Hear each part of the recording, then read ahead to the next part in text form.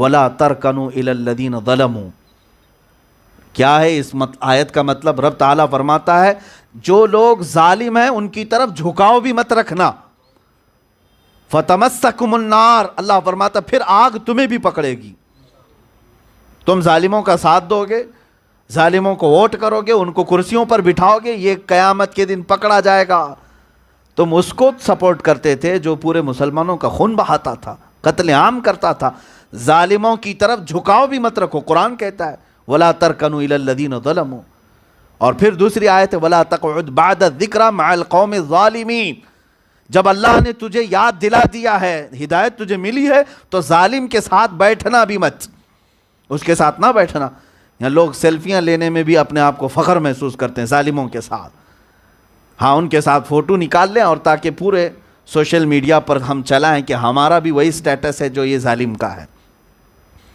अज़ीज़ा निगरामी वक़ार, उलमा भी अपना मनसब समझें, और जो हमारे सुनने वाले हैं उनको मैं ये मैसेज ज़रूर दूंगा कि अपना सियासी शऊर भी बेदार करो।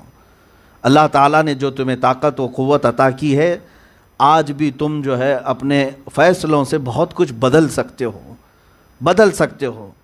मुझे अफसोस इस बात का है कि अब पूरा हिंदुस्तान सोने लग गया है। एक जुआरी जो नशे में डालता है लोगों को, इसी तरह से आज हालात बनाए जा रहे हैं कि सबको ऐसा नशा दे दिया जाए, खामोश हो जाए, कुछ भी हो रहा हो खामोशी इख्तियार कर ली जाए। नहीं मेरे अजीज़ों, ये खामोशी सबको तबाह करेगी, बर्बाद करेगी।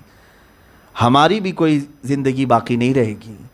अब लोग ये समझते होंगे कि ये बोल रहे हैं, फ़लाँ चीज़ कर रहे हैं, सख्तियाँ हो रही हैं। मुझे पता है, हमने सर यूं ही ओखली में नहीं रखा है।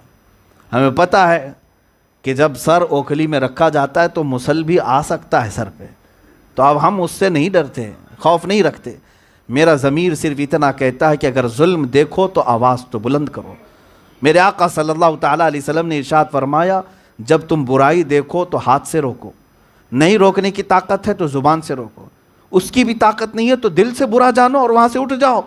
और ईमान का ये सबसे कमज़ोर हिस्सा है, दिल से बुरा जानना। अब लोग अगर दिल से भी बुरा नहीं समझते जुल्म को, तो तुम्हारा ईमान भी जा चुका है। ईमान होगा तो बुराई को बुरा समझोगे, जुल्म को जुल्म समझोगे, खराबी को खराब कहोगे। और अल्लाह ने अगर जुबान दी है तो खराबी को खराब कहो, बुराई को बुरा कहो, जालिम को जालिम कहो। किस बात का खौफ है? और जिहाद की जहाँ तक बात है, हदीस पाक में यही मिलता है, इन्ना अफ़ज़ल जिहादी कलिमतुल हक़ इंद सुल्तानिल जाइर। सबसे अफजल जिहाद जालिम बादशाह के सामने हक बात कहना, हक बात कहो, ये सबसे अफजल जिहाद है। आज की ये हालात हमें इस तरह से बेकाबू कर रहे हैं मेरे अजीज़ों, जीने का भी मज़ा ख़त्म हो चुका है। रसूल पाक सल्लल्लाहु ताला अलैहि वसल्लम का फरमान याद आता है, मसलुल मुमिनी का मसली जसदिन इज़ा इश्तका अदुन तुदाअ लहू साइरुल जसदी बिस्सहरी वल हुम्मा औ कमा क़ाल रसूलुल्लाह सल्लल्लाहु अलैहि वसल्लम। अल्लाह के नबी सल्लल्लाहु अलैहि वसल्लम फरमाते हैं, मोमिनों की मिसाल, मोमिन की मिसाल एक जिस्म की तरह है। अगर एक अज़ू को तकलीफ़ हो तो पूरा जिस्म बुखार ज़दा हो जाए। अगर पैर में ठोकर लगे तो बुखार सर में भी आता है, जिस्म में भी आता है। क्यों? अज़ू जुड़ा हुआ है जिस्म के साथ, पार्ट एक दूसरे के साथ जुड़े। ऐसा हम नहीं कह सकते कि यह हाथ तकलीफ़ में है तो बाकी सब अच्छा है। सब में दर्द और बेचैनी आती है। सर में अगर दर्द हो तो खाना अच्छा नहीं लगता, कहीं जाना अच्छा नहीं लगता, बैठना अच्छा नहीं लगता। क्यों?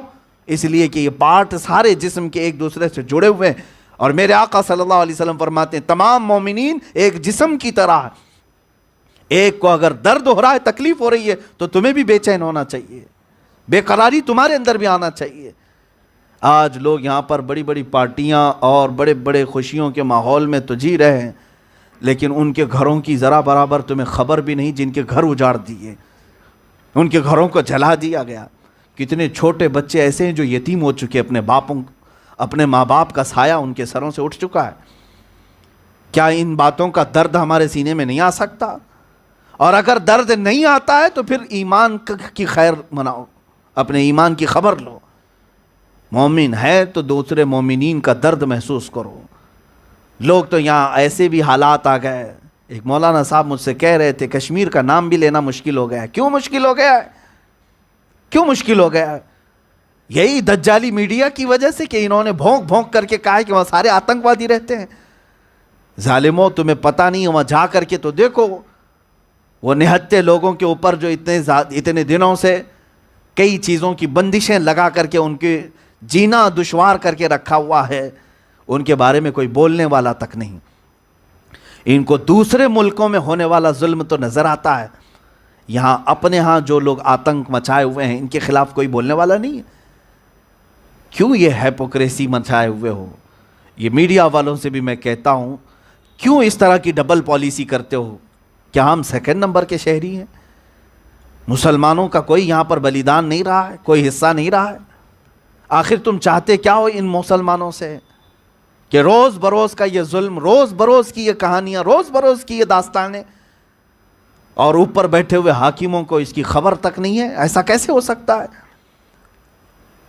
हमारे पीएम से तो हमने बहुत पहले ये सुना था कि कोई कुत्ते का बच्चा भी अगर गाड़ी के नीचे आए तो इनको तकलीफ होती है, और इंसानों के बच्चों की कोई तकलीफ नहीं।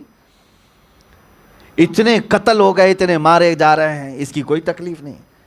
रोकना चाहे तो ये हुक्काम रोक सकते हैं सख्ती के साथ, हमें पता है। हुकूमत चाहे, प्रशासन चाहे, पुलिस चाहे तो ये सारी चीज़ों को रोक सकती है, फसाद न मचाया जाए। और आतंक के ज़रिए से किसी का भला नहीं होने वाला। वो बात याद रखो, लगेगी आग तो आएंगे कई मकान जद में, यहाँ हमारा ही मकान थोड़ी है। जाहिर सी बात है, नफ़रत की आग जब जलेगी तो हर जगह यह आग फैलेगी, और न जाने कितने बेकसूर लोग इस आग में जाएंगे। बड़े बड़े लोग अपने महलों में राज करेंगे और ये शहर को जलता बुझता देखते रहेंगे, लेकिन इसमें वही लोग जलेंगे जो जज्बाती होंगे। कभी बाहर आए और कमज़ोर किस्म के लोगों को पकड़ करके मार दिया जाएगा, इधर भी होगा उधर भी होगा, ये जुल्म चलता रहेगा। इसीलिए अमन व अमान की बात करने वालों से मैं कहता हूँ कि दोनों तरफ अपील की जाए। ऐसा नहीं कि सिर्फ मुसलमानों को 144 लगा करके बंद करें और कहें कि आप बाहर ना निकलें, हालात ख़राब हैं। उन लोगों से भी कहा जाए जो फाशिस्ट तंजीमें हैं, जो खुले आम नारेबाजी करती हैं, उन तंजीमों को बैंड किया जाए जो रैलियों में किसी मज़हब पर हमला करती हैं। आज देखें, यही तो इस्लाम है। इन खबीसों के इतने भौंकने के बाद मेरे नबी की शान में कहीं से कोई आपने उनके मुक़द्दसात की तौहीन करते हुए किसी को सुना आपने? कहीं किसी मुसलमान ज़िम्मेदार ने, किसी आलिम ने, या कहीं से किसी भी बड़े हाकिम ने कि इनके भी देवी देवताओं को बोलो, खुदाओं को बोलो, किताबों को बोलो, कहीं आपने सुना? ये इस्लाम हमें सिखाता है, ला तसुब्बुल्लज़ीना यदऊना मिन दूनिल्लाह। अल्लाह कुरान में फरमाता है जो अल्लाह को नहीं चाहते, अल्लाह को नहीं पुकारते, उनको गाली मत दो। पलट करके वो अल्लाह को गाली देंगे। हमारा ही मिजाज ही नहीं रहा है। ज़ुबान तो अल्लाह ने हमें भी दी है, तुम्हें भी दी है। तुम नारा लगा करके दूसरों के दिलों को छलनी करके समझते हो, बल्कि तुम अपनी हैसियत और हकीकत बताते हो कि तुम हरामुद्दहर हो, तुम्हारा नुत्फा नापाक है। इसलिए कि कोई भी ज़मीर रखने वाला आदमी, तुम्हें लड़ना है किसी की ज़ातियात से लड़ो, हमारे से। किसी ने तुम्हारी प्रॉपर्टी हड़प ली है, किसी ने जायदाद कब्जा किया है, जाओ उस पर केस करो, मुकदमा करो, उससे जो लड़ना है लड़ो। लेकिन ये क्या बात है कि कहीं से करोड़ों मुसलमानों के दिलों को छलनी किया जाए, उनके मुकद्दसात की तौहीन की जाए। हमें ये बात समझ में नहीं आती। डिपार्टमेंट वाले हमसे कहते हैं कि आप ये सब बातें ना कहो, हम देख रहे हैं। हम तो देख रहे हैं, कब से देख रहे हैं, सब करके देख लिया। आपने सिर्फ लॉलीपॉप दिया और कुछ भी नहीं दिया अब तक। हाँ, देखा है कि जो भी गुस्ताख है उसके खिलाफ जा कर के एक दो नहीं कई जगह पर एफआईआर हुई, कंप्लेंट किए गए। मुझे बताएं ये क्या एक्शन लिया गया है? कहीं लिया गया है? वो जालिम व दरिंदे अभी भी दंदनाते हुए घूम रहे हैं, और गिरफ्तारी की तलवार तो हमारे गर्दन पर लटकी हुई है। आप क्यों बोले? और जो लोग एहतजाज किए वो भी जा कर के आ गए अंदर, और ये सारा आतंक मचाने वाले अभी भी खुले घूम रहे हैं। और फिर हमसे ये कहा जाता है कि आप ये सब सोशल मीडिया पे मत बोलें, माहौल ख़राब होता है। जवाब देने से माहौल ख़राब हो रहा है। आप ये चाहते हैं कि हम सब सह करके चूड़ियाँ पहन करके बैठे रहें घरों पे, और तुम गालियों पे गालियाँ देते जाओ। मेरे अजीज़ों, कुछ तो बदलाव की ज़रूरत है।